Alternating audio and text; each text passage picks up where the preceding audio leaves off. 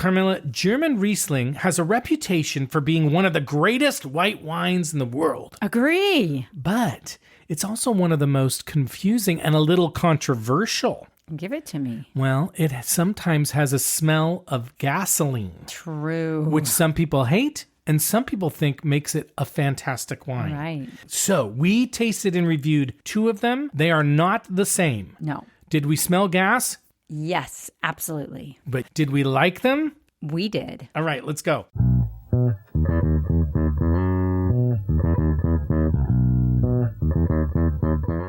Hello, fellow Weinliebhabers, and welcome to the Wine Pear Podcast. I'm Joe, your sommelier of reasonably priced wine, and this is my wife and my wine pairing partner in crime, Carmela.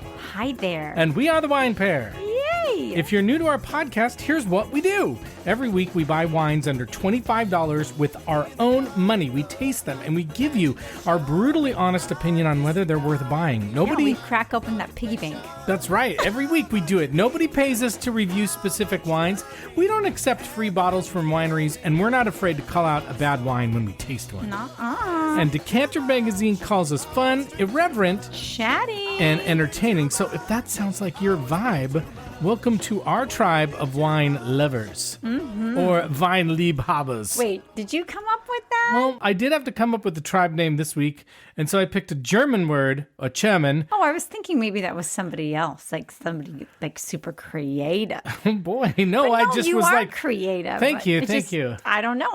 Wow. Well, I wanted to use the German word for wine lover, and it's Weinliebhaber. Okay. So there you go. I like it. So it fits in with the theme of our episode. But if you have a tribe name for us, let us know via DM or email or on our website, and we'll ask you if you want to be on the pod. Nice.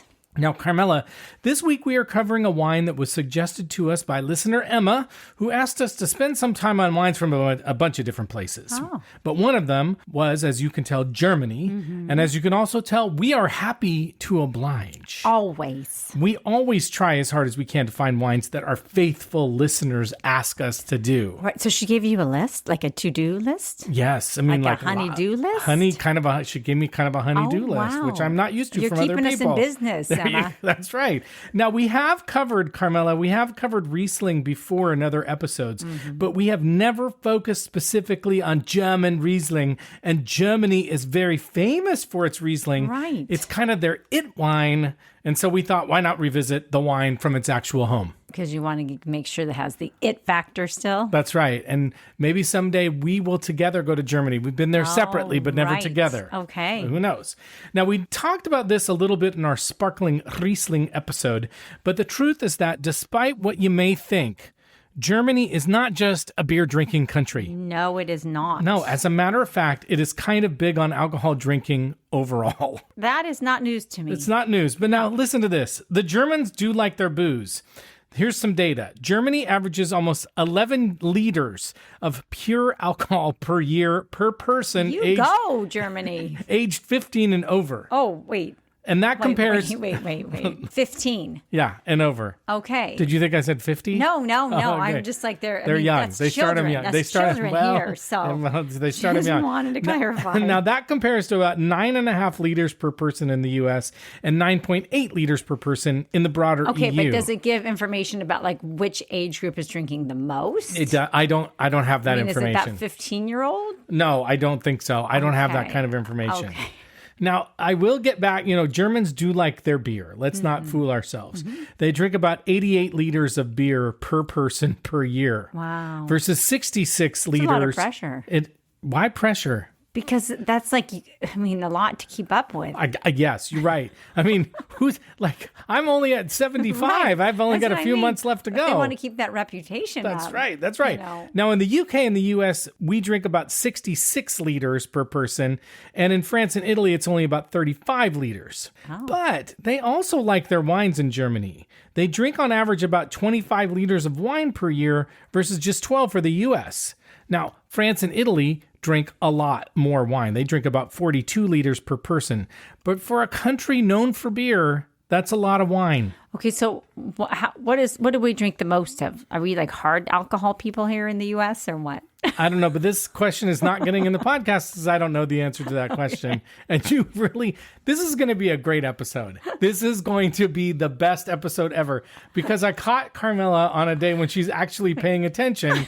And so now there's just going to be a ton of random questions. I guess maybe, we're doing it on a different day of the week that we normally do. And I'm just like, I guess I'm sharper. Maybe I'm a little more like... You have more energy. I don't know. Can we get back to the wine? Yes. Okay, so wine in their history of Germany. Okay, the Romans brought viticulture into German territories about 2,000 years ago. And then in the 8th century, during the reign of Charlemagne, or as our high school football coach who taught freshman history said, Charlie Magny, and I'm not convinced that guy wasn't actually drinking whiskey while on the job. Or maybe he was drinking wine. Could have been. German wine. That's right. So Charlemagne, he started regulating wine and commerce. So Old Chuck was good for that. And then through the Middle Ages, monasteries became major centers of wine culture. Remember, always follow the monks when you want to know about European alcoholic beverages. Those monks, I'm big on the monks. Mm-hmm. And wine was described by the German Wine Institute as the drink of the people throughout the Middle Ages.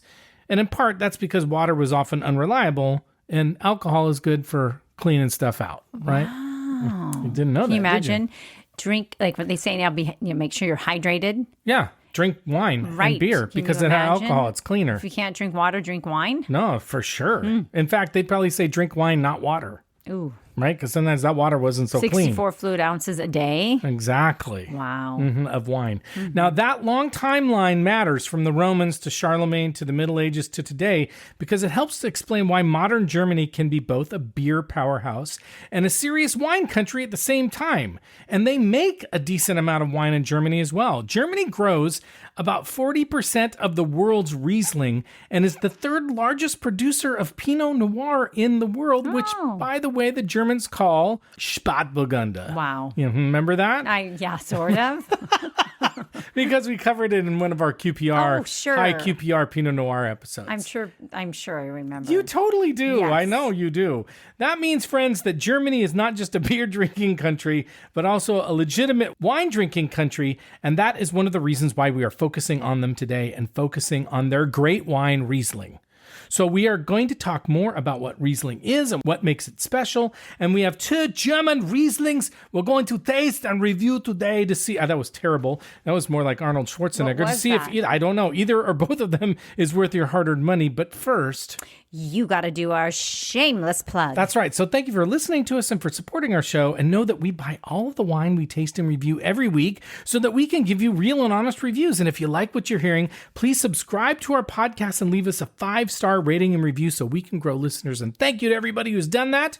We also love to hear from you, and we always respond. So you can follow us on Instagram and Blue Sky at the Wine Pair Podcast. You can contact us on our website, thewinepairpodcast.com. You can sign up for our email newsletter there. And you can also send us a note at joe@thewinepairpodcast.com and let us know about wines you want us to review or just, shoot the with us. We don't care. Whoa. I like it. Tell us your story. Give us your honeydew list. I mean, we'll people are doing it. That's right. And as we do every week, we'll tell you someone we think you should recommend the Wine Pair Podcast to because, frankly, the best way for us to grow listeners is when you tell your family and friends about us. And this week, we want you to recommend us to anyone who thinks that Riesling and German Riesling in particular is just a sweet, cloying wine because they might just find that this episode will surprise them and make them interested in it again. Right. Or for the first time. Wow, there's a first time for everything. There is. There's nothing like your first time. True. Drinking German Riesling. Mm-hmm. Okay, so Carmela, let's learn more about just what the German Riesling is, shall we? First of all, the Germans love their Riesling. And it's basically the flagship grape of Germany. It is, in fact, a grape that is believed to have originated in Germany in the Rhine River region, and its first recorded mention goes back to March 13th, 1435, which seems strangely precise. I mean, some people are but the exact date. They know the exact date. That sounds very German. That they're we know the exact date. Very, very structured. Now, it's a date that is celebrated, and its birthday is even celebrated today. I love that. So remember that March 13th, that's German Riesling Day. It wasn't so long ago this year. Do they have a big celebration there? I don't know, but I'm going to say yes. I would think so. March 13th, it just passed. Prost. Or whatever they say. Oh. Now, there are some other good reasons why Germans love their Riesling. First, Riesling is a wine that is very reflective of its terroir. And again, terroir is just a fancy word for the place a wine comes from and includes things like the soil and the climate and the elevation and the rainfall and all that fun stuff. And there's a wide range of terroirs in Germany, so there are a lot of versions of the wine depending on where they're from. And the Germans love that. They love all these different types of Rieslings. Another reason why Germans love it is because Riesling is also known as the chameleon of the wine world. Really? Not because it's a little lizard, but because it can change depending on how it's made and where it's from and all that kind of stuff. Nice. So if you think you don't like Riesling, it may be that you just haven't found the right one yet.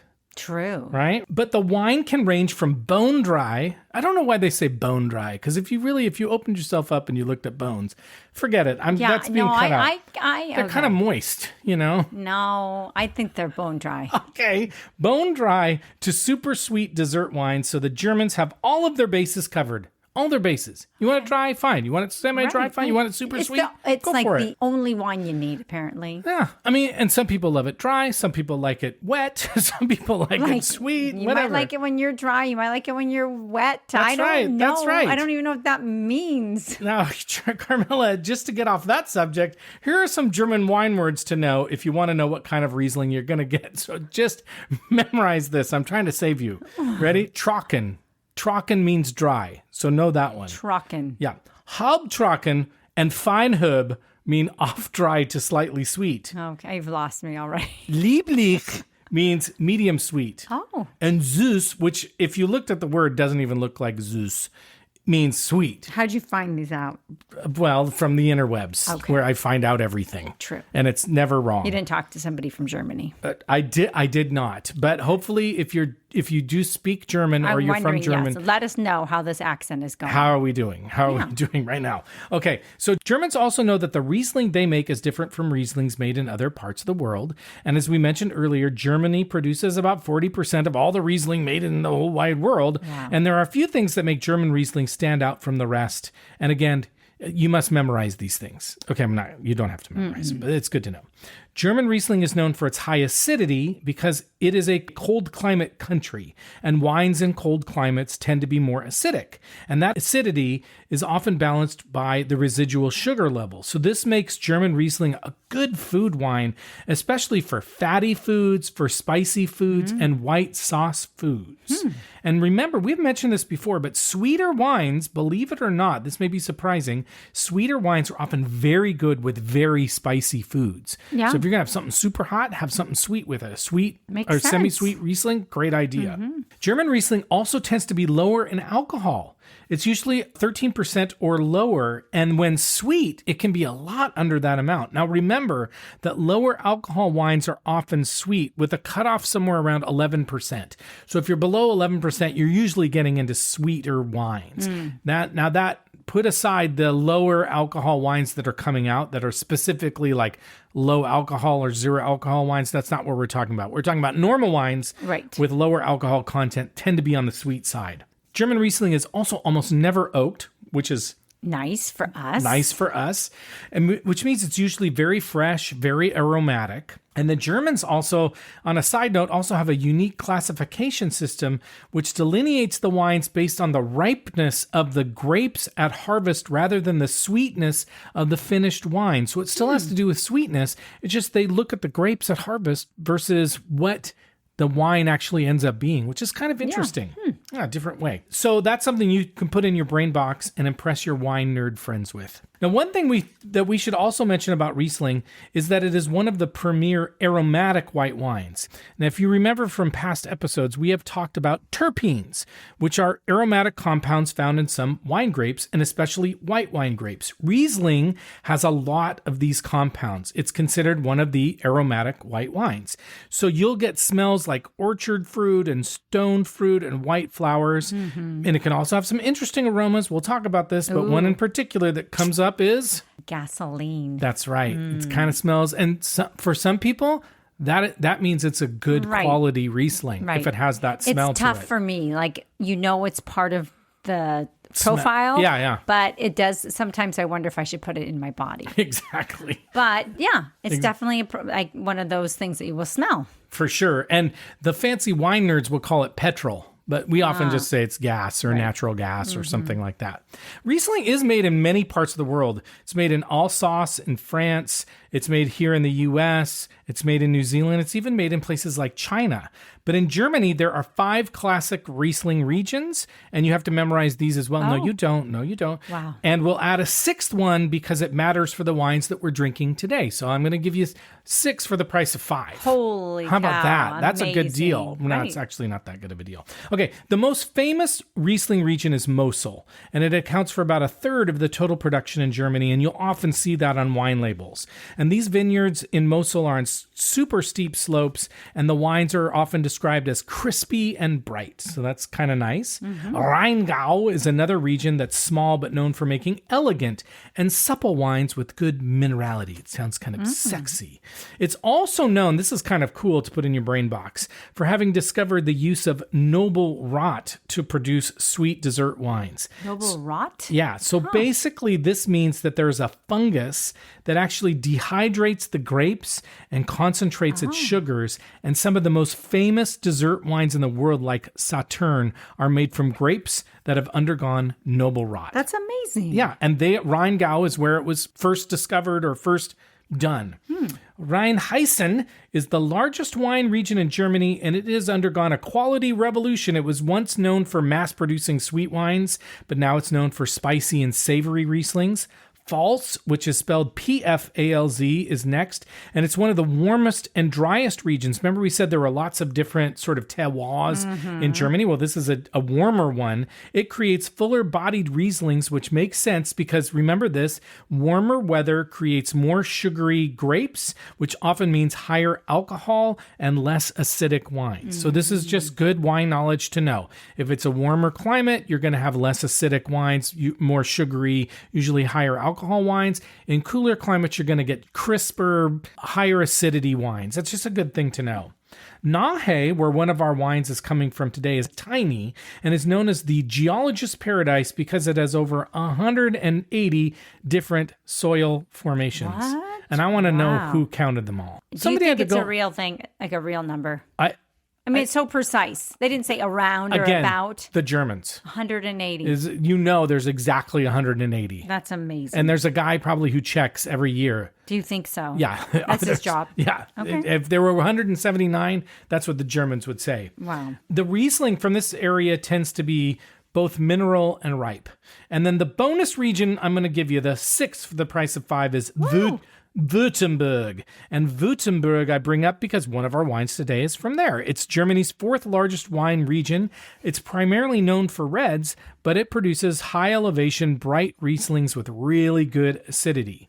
But the truth is that Riesling is grown actually in all 13 of Germany's wine regions. So that's just a little information. These are just supposed to be the most outstanding ones. And then one more interesting note, at least interesting to me, is that most of the Riesling made in Germany today is Trocken, or dry. Remember that word means dry. I'm probably saying it right. It's probably like Trocken.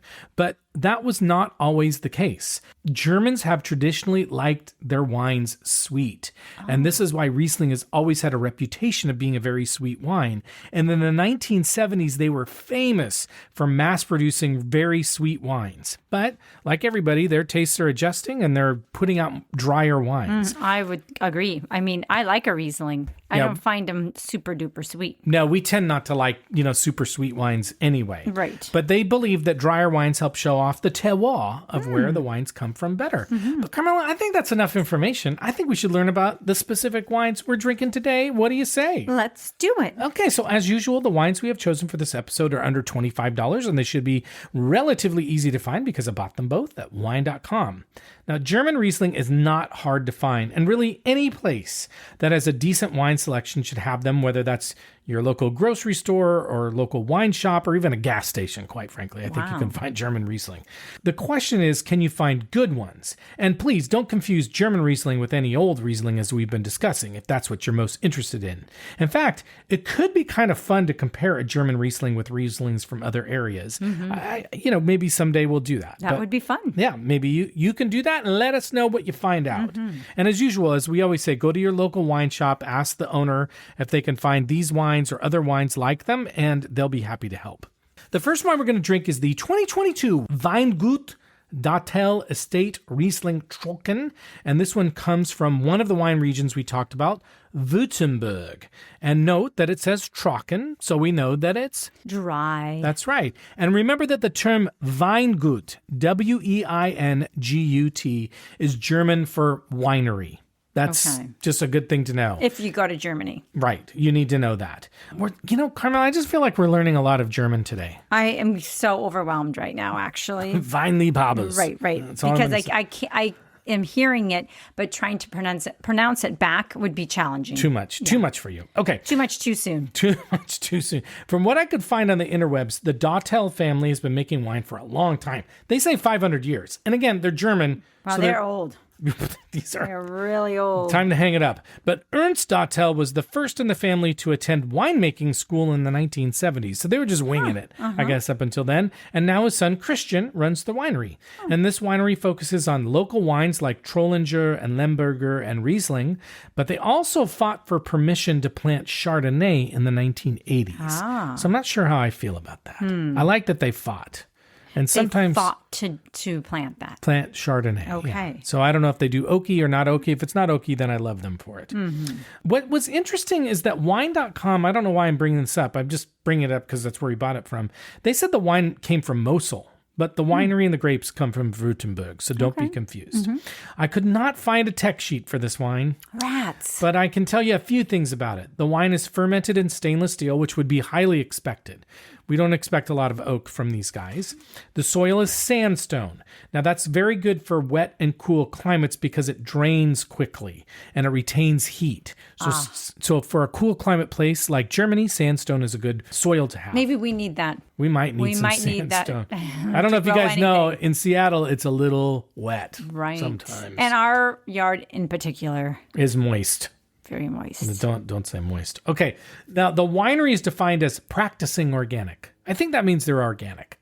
But they just said practicing. Right. Well, because we're always practicing. You're right. I mean, we're even life. Everybody's just practicing life. I feel like I'm still waiting to find out what I'm going to be when I grow up. Whoa. Now, some more general information on the interwebs indicated that they often use cold maceration, which again sounds dirty, but it isn't, and slow fermentation with native yeasts. Cold maceration, or any maceration for that matter. I just like to say the word maceration. I know, it makes you giggle like you are a 12-year-old boy. I am a 12-year-old. What it really means is not what you think it means. It means flavor. It's a flavor extraction technique. But what's interesting is it's usually saved for red wines. Or strawberries. But they soak the wine on the skins for a few days before fermenting to get more flavors and aromas. So again, that's why it's used for red wine. So it's interesting that they do it for a white wine. Right. But since I couldn't find out a ton about this wine, although there were lots of shops that sell it, and it's imported by Skurnik Wines, who's an importer I tend to like, which, by the way, that's a good way to find wines when you find an importer you like, but I digress. Let's turn to the next wine. The next wine we're going to drink is the 2022 Kruger-Rumpf Estate Riesling, and this wine comes from Nahe, one of the areas we mentioned, and again, one of the smallest but most diverse wine regions in Germany. And by the way, this wine got an 89 rating from Wine Enthusiast and is also imported by Skurnik. There you go. Nice. Kruger-Rumpf seems to be Riesling experts because they say on their website that they specialize in Riesling, and it makes up about 70% of their white wine grapes. So they're kind of experts. Yeah, they're kind of Riesling crazy over at Kruger-Rumpf. Okay. They also do a lot of Pinot Noir, by the way. Nice. And again, how do you say Pinot Noir? Spätburgunder. Nice. Thank you. And it was, again, super hard to find out a ton about how they make their wines, but as best as I can tell, they are also organic, and they also Practicing organic? They didn't say they were practicing. At least on the interwebs, I couldn't say. They just said organic. Okay. And they use stainless steel as well. Again, what we would expect. Now, there was some digging on the internet that I did, and there were some things that came up, but I'm a little less confident about them, so kind of take this additional information with a grain of salt, okay? They likely use spontaneous fermentation and wild yeasts. they may actually use neutral oak barrels. Now, neutral oak barrels are not going to impart any oak flavor. What they're used for is to allow some oxygen to get into the wine. So if they are using that, then this is going to be a little bit funkier of a wine because it's going to have some oxidation on it. I also read that they may actually leave the wine on the lees, which again is the yeast that's left over from the fermentation process. And if that's the case, then this will also have a little bit more funk and some mouthfeel to it. But I can't confirm any of these things for this wine. They just kind of, you do searching on the internet and you find some stuff and you're like, wait, is that right? So this time, I don't know. We got to learn by doing. We're going to learn by doing, and we're going to learn by tasting. We should be able to, if this is a super crispy, acidic wine without a lot of body, then these things are not the case. If it's a little funkier, bigger mouthfeel, maybe it will be. But we're going to find that out. But other than that, the only other thing that I can tell you about both of these wines, and you're going to love this, Carmela. Tell me. They're both screw caps. Come on. So convenient. We love a screw cap. Yes. But now it's time to move to our tasting portion of the program. Whoa. So if you have a German Riesling or any German wine or German lady or German man or some Lederhosen, just drink along with us and tell us what you think. Wow. We want to see you in the Lederhosen. No, we don't want to. Don't send pictures. No. We'll be right back. Okay, we're back and we're ready to try our first wine. And Carmel, I'm just going to say, what? You know what? So far, I'm having a great time. Thank you. Okay. I mean, not because of me. And definitely because of you. Really? Yeah. You're just a little you're a little crisper today. No, I'm actually not. I feel like I was a little saucy when we started, and I've kind of lost the sauce. What?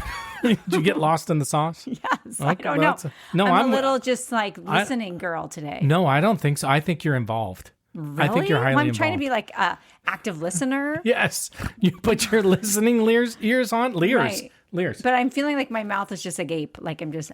So, agape is such a good vocab word. Really? Nice word. I just feel like I'm just watching you like, wow. I'm kind of wowed by you tonight. I am kind of wowie. Okay, this first wine is the Weingut Dautel Estate Riesling Trocken. It's from Württemberg, Germany. It's a 2022 vintage. It was only $15.99 at wine.com. 12.5% alcohol, so not a ton.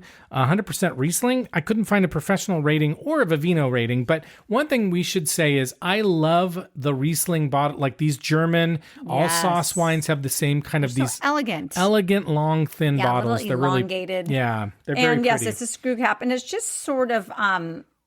You said you didn't like the darker glass. Well, I don't really love the darker glass, but then you were informing me that protects the wine. It does. But they're just kind of slick. These tall, elongated. They're pretty. Bottles. I think they're very pretty. Yeah, and you know what? They don't take a lot of shelf space either. No, but they're hard to fit in your refrigerator. Yes. You just kind of too tall sometimes. Yeah. But when they're a screw cap, much better. Yeah, definitely. Okay, what's the color? It's pretty light, but there is some color on it. I mean, it's kind of like corn husk type of color. I was thinking like an apple juice, like a really that dark. Granny Smith apple juice or something. Okay, yeah. I think it's pretty light. But I don't know. I always feel like apple juice is a little darker. Well, I'm saying like from a Granny Smith. I don't even know if that makes any difference. I don't know. But yeah, I'm kind of, I mean, I like it. Why not? Sure. Why not? Whatever you say. Let it go. I trust. Okay. Let's smell it and see what we're smelling. Okay. I'm getting a little bit of that airplane glue, a little bit of that gas. A little bit. I think it's pretty. I said glass, but it's gas. Right. It's so subtle. I was like right away just trying to like come up with that. And it's pretty subtle to me. Like I'm getting a hint of it, but I am getting some apple and pear on this too. Even maybe a little bit of like you always say, white peach. White peach. I don't even know. What is a white peach? I don't know what a white peach is. I am getting a little bit of that too. What else are you getting? I'm telling you, I'm getting a lot of like creaminess. I'm getting a little Band-Aid. I'm getting some marshmallow. I'm getting a little sweetness on it. Oh, you are getting sweetness. Alpine flowers. I am getting flower. I don't know what alpine flowers are, but I do feel like a white flower. Okay. Or sometimes like the trees are blossoming. That white flower on a tree. White flower on a tree. You know what I mean, though? Yeah. Okay, tree flowers. I don't know. don't know. I think that's good. Apple, little pear. But you know what? Funny enough, the more that it's out of the bottle and you swirl it, I'm getting more of the gasoline. Glue. Yeah, I think it's on there. I'm getting less fruit now, too. I don't know. Well, maybe it's warming up a little bit as well. True. Okay. Okay, let's taste it and see what we think. It's actually really, really nice. It's almost effervescent. It is.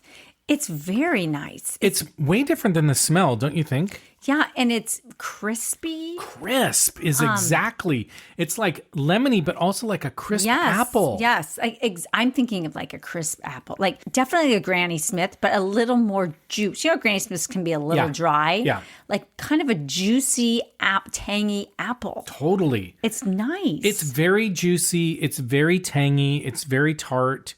It's really fresh. Yeah, Doesn't it taste like a fresh fruit, like a fresh apple? Yes, there is a little lemon on it, but it's just it's zippy. Yeah, it is zippy. This is a zippy one. That's why I was thinking effervescent, because it's just like zippy. Yep, I am enjoying it. It's very nice.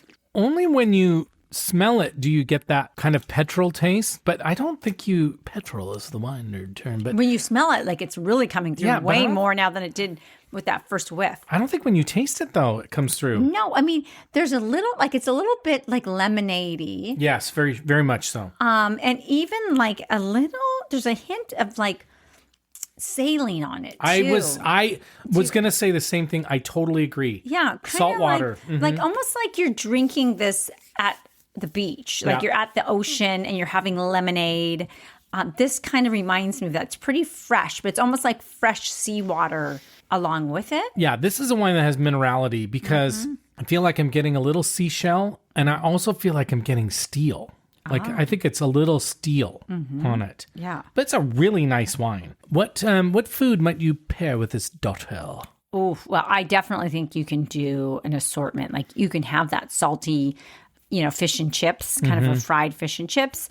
I think it's a seafood wine. It's yeah. But I do think you could do like a spicy, like Indian food too. Oh yeah, for sure. Hot foods would be really good with it. Yeah, a nice spicy pad thai or something. Yeah, I kind of keep vacillating between like being outdoors at having a barbecue somewhere, like like a nice grilled salmon would be so good with just like yummy little like spicy potatoes on the side. Ooh, like I like where you're fries going. Or something, but it is definitely a seafood wine, but I do think you could do spicy with this. You could do chicken with it. Yeah, for sure. You could do like a spicy chicken. Would be really good. It would be really good. Okay, I got one more flavor for you.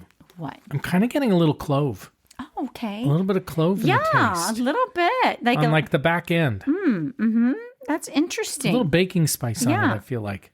I like that. I'm totally with you. I think it actually would be really nice charcuterie wine, a really nice chicken wine, a really nice seafood wine, great with sushi.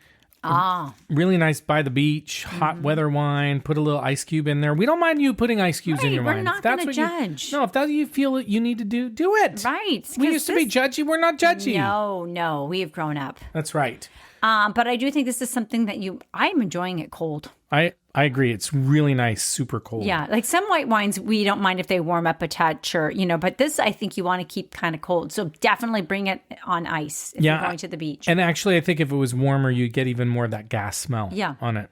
Well, let's rate it. As a reminder on a rating scale, we rate on a scale of 1 to 10. We don't give half points. 7 and above means we'd buy it. 4 or below means we're going to pour it down the sink. And a 5 or a 6 means we're going to drink it and finish it. Thanks for serving it, but we're not going to buy it. So what rating are you going to give this wine?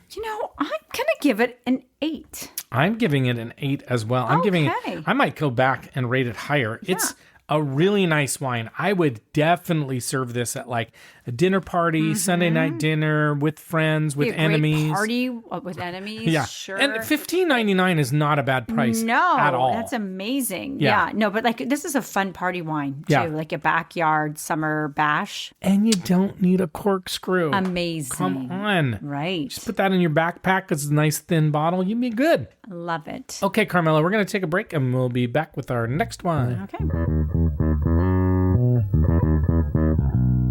All right, we're back and we're ready to try our next wine. This is the Kruger-Rumpf Estate Riesling. It's from Nahe, Germany. It's also a 2022 vintage, $17.99 at wine.com, so a little bit more expensive. 11.5% alcohol, so it's lower alcohol. Wine enthusiasts gave it an 89, and Vivino gave it a 3.7. But let's start with let's start with the bottle. Again, same style of bottle, really pretty. Mm-hmm. I kind of like at the very top, the screw cap is like this light blue. I like that. Love that, but I was really expecting the bottle to be more consistent. But it's got a squirrel on it. It's got a squirrel, and I think they should have put this blue as part of their label. The blue is very pretty. You don't really see that, and that's a pretty blue. It is really pretty. But the squirrel, we don't know what the squirrel is for. If you know what the squirrel's for, let us know. I don't know. Okay, well, let's talk about the color. This one is very light. Yeah, lighter than the other one. Mm-hmm. This is straw, definitely straw. Yeah. Pretty. Yeah, I don't know. That's it. That's all you get. Right. There's not much more to say. Nope, let's smell it. This time I'm getting more gasoline. I got it more off the bat, but I have to say I think it's a little fruitier than the last one. To me it is. Well, I'm getting a little bit like you were talking about, like a little bit of marshmallow, a little bit like a hint of sweetness or cotton candy. A little bit. Yeah. So there is a little bit of that, but out of the gate, I was getting more gas on this one. See, I think I'm getting more pear or apple, a little bit of peach. Maybe even a skosh of like tropical fruit, like maybe a little bit of pineapple or maybe a little bit of like mandarin orange or something. Or like a dried apricot even. Okay, I like that. A little dried fruit. I like that a lot. But it is a little sweet. I mean, like a little bit of that. I don't know that the idea of, the colored marshmallows that you used to see. I never see them anymore. You know what I'm talking about? Yeah, totally. Yeah, it's funny. You don't really see them that much. No, but like for some reason they had a little bit of a different taste. Maybe it was all the dye was killing people. Oh, probably. That could be part of it. Yep. Like maybe they're using food dyes that weren't actually food. Oof. Well, probably the case. Right. But for some reason, I just kind of am getting that bit of marshmallow or cotton candy. Again, pink and blue cotton candy. That's what I like. Probably that you're good for you. No, but I like that it's color specific cotton candy. Right. Well, like when you say like blue flavored, the kids would say, "Oh, can I have the blue flavored?" Of course. Popsicle? It's raspberry, but it's not really raspberry. It's just blue. It's blue flavored. Yeah. Okay. All right. Speaking of blue flavored, let's taste it and see what we think. Okay, this flavor is different. This is more orangey to me. I'm really getting orange on it. Grapefruit. Yeah. Sweeter, though. It's almost like a grapefruit with like a dash of sugar on top. Yeah, it's sweeter.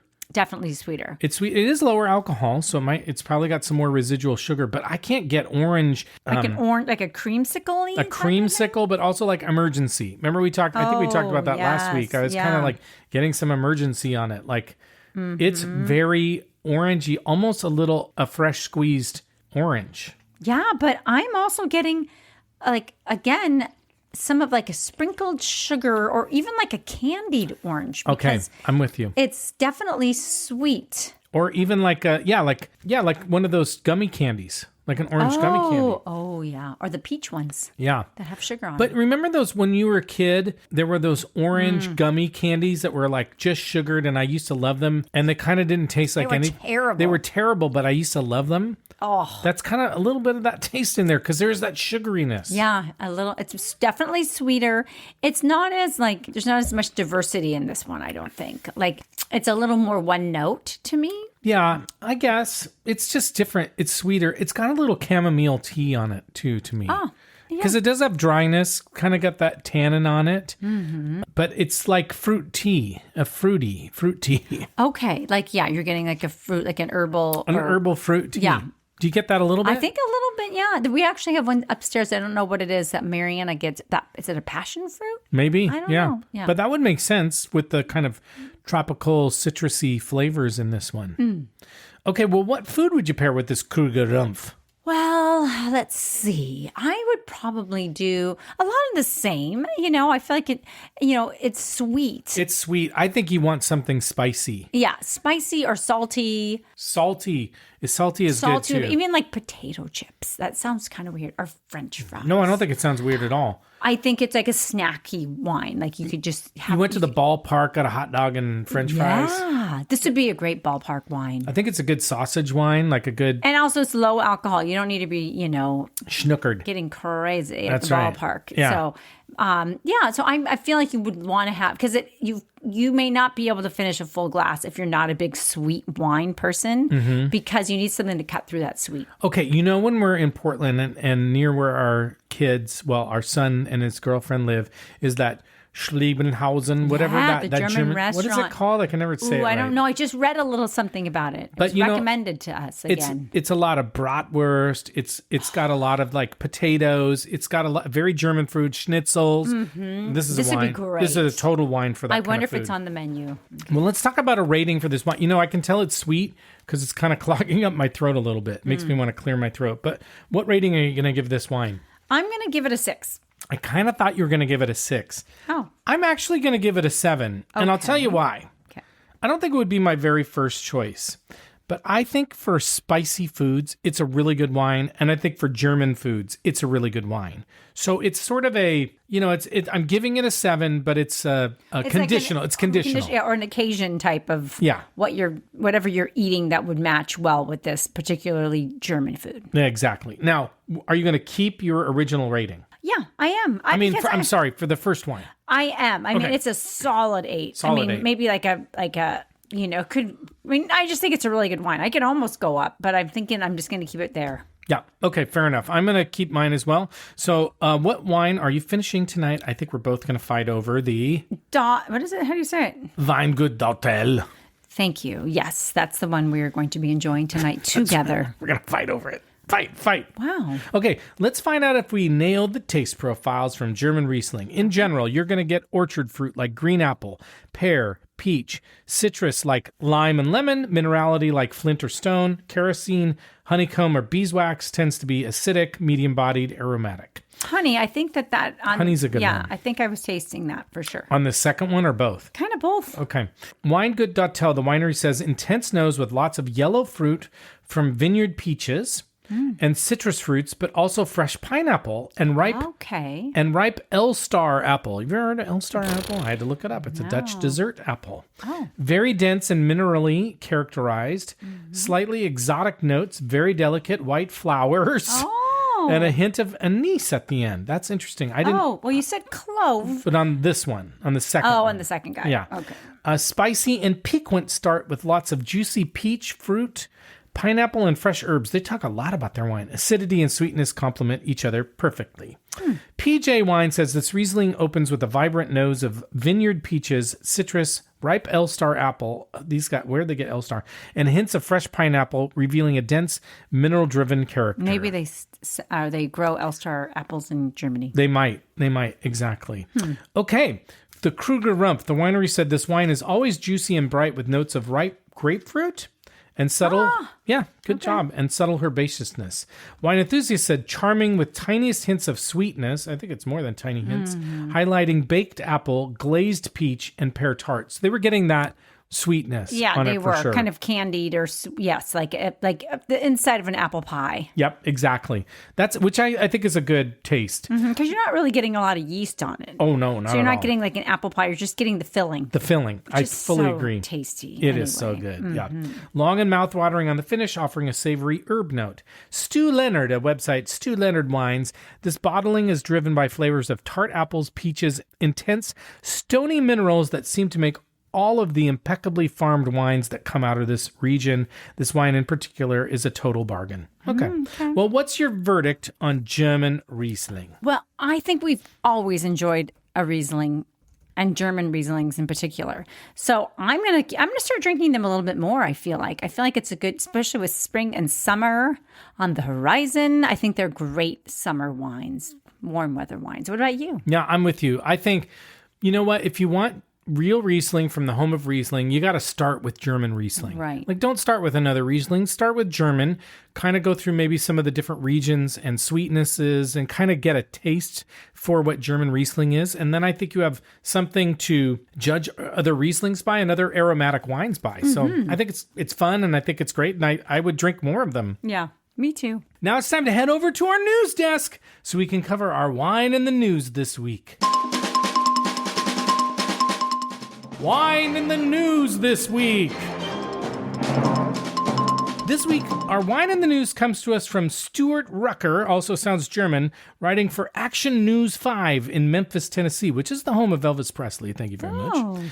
And the article is called Memphis Woman Arrested for $30,000 in Theft of Art, Wine, and Photos from Ex-Husband. Oh, maybe it was rightfully hers. Maybe, but this is an interesting couple. Oh. The short version is this. A Memphis woman named Kaylee Spots showed up at her ex-husband's house to allegedly pick up items for their children, but instead left with $30,000 in fine art, wine, and photographs, all while her ex-husband was in jail. According to Memphis police, between the 27th of February and March 2nd of this year, Kaylee kept going into her ex-husband's home and helping herself to stuff that was there. But it gets more interesting because at the time of the thefts, since her ex-husband was incarcerated, someone had to let her in. And that someone was the husband's boyfriend. And evidently, the boyfriend just kind of watched her take all the stuff out of the house. Didn't mind then, huh? No. Oh. Now, the ex-husband reported the theft on March 31st from jail, which raises a whole nother set of questions like, how did he know? And when investigators confronted Kaylee, she admitted she had the items and would cooperate. So she's been charged with theft of property and was released on her own recognizance, which means they're like, we trust you, Kaylee. Now, we didn't have much information about the wine she stole, so I can't tell you about that. But let's not forget that the husband was in jail as well. Wait, do we know why? Well, the story about him is that he was a realtor who was accused of stealing money from a property he managed on behalf of a client. So he's a really nice guy. What? He's really, really loyal to his clients. That's right. He was charged with theft of property valued between $10,000 and $60,000. And when the owner of the property confronted him about the fact that she was seeing none of the money he was supposed to be setting aside for things like maintenance or from rents, he basically just ghosted her. Oh, wow. And by the way, the ex-husband, whose name is Joshua, never trust Joshua. No, that's not true. He was also charged in a separate property theft case in 2024.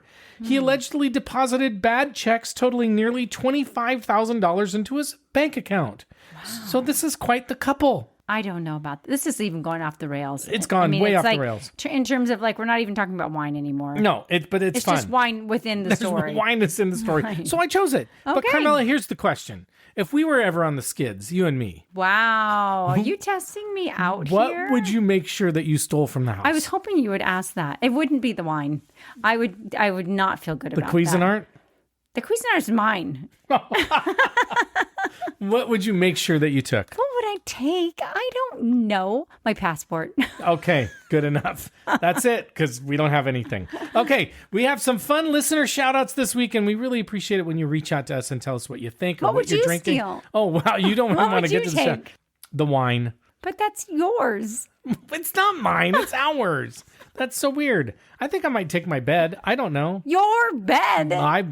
Oh, true, because we have two split beds. We do sleep together in the same bed. But it's one of those adjustable beds, and it's too. So you'd only take your half? It's way too much information for you people. Would you just take your half? I'd take them both.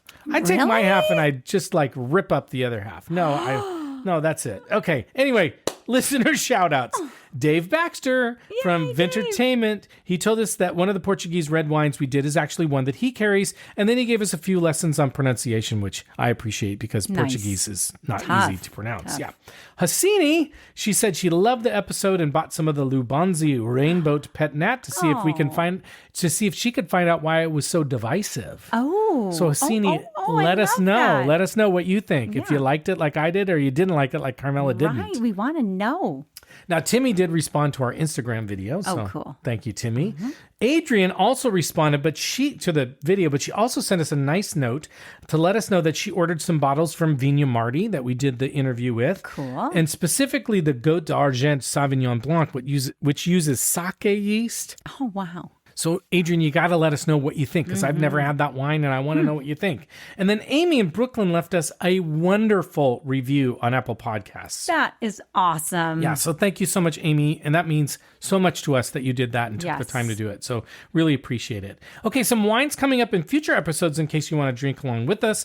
We're going to do White Rioja. We're going to do a high QPR Pinot Noir, a cheap one versus an expensive one from Oregon and see what we think. We're going to do Lebanese wines, some new ones. We're going to do Italian Sangiovese, but not Chianti. Okay. So wines from Sangiovese wines from different areas of Italy. We're going to do Alsace Pinot Gris, and we're going to do Frappato from Italy as well. Cool. So if you like Gamay, you may like Frappato, but we're going to let you know when we actually taste it. But that's it. So thank you for listening to us and supporting our show. And remember, we buy all of our own wine and we do all of the writing and recording and editing to bring you a show every week because we absolutely love doing it. And our small little ask for you is that you please follow or subscribe to our podcast and also leave us a nice 5-star rating and review to help us grow our listeners. And thank you so much to everybody who's been doing that. We love you. You can also follow us on Instagram and Blue Sky at the Wine Pair Podcast. You can contact us on our website, thewinepairpodcast.com. You can sign up for our email newsletter there, and you can also visit our shop wine section where you can find links to buy the wines that we rate as buys in each of our episodes. And we want to make content that you care about and you like, so send us a note or DM us, give us some feedback, or let us know if there's wines you want us to try or winemaking areas of the world that you're curious about, and we will take care of it. Joe at thewinepairpodcast.com is how you reach out to us. With that, we're going to sign off, so thank you once again. We'll see you next time. And as we like to say, life is short, so stop drinking shitty wine. Bye-bye. Bye. And the happy ending at the